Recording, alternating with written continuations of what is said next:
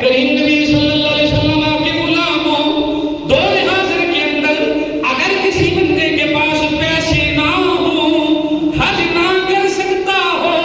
تو کریم نبی صلی اللہ علیہ وسلم کی بارگاہ میں ہاتھ جوڑ کر عرض کرے یا سیدی یا رسول اللہ صلی اللہ علیہ وسلم، آپ کا غلام حج کا ثواب حاصل کرنا چاہتا ہے، یا رسول اللہ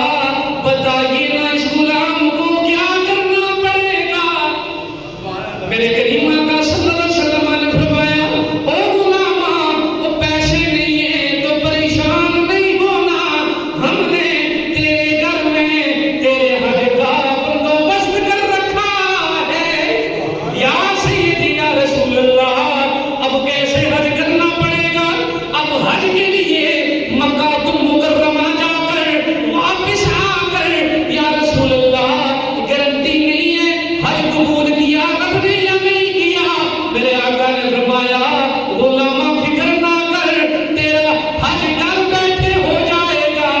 اور ہم ساتھ گارنٹی دیتے ہیں حج بھی ہو جائے گا اور میرا رب قبول بھی کر لے گا۔ یا سیدی یا رسول اللہ اب اتنے سستے پیکج میں آپ کے غلام کیسے حج کریں؟ تو میرے کریم آقا نے فرمایا غلامہ محبت بری نظر سے،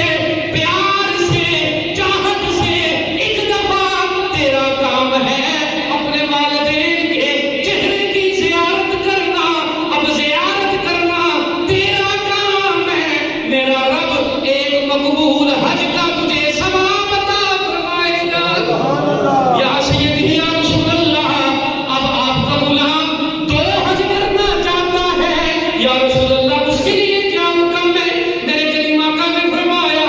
جو ایک دفعہ زیارت کرے میرا رب ایک مقبول حج کی زیارت کرنے کا ثواب عطا فرمائے گا، فرمایا جو دو دفعہ کرے اسے دو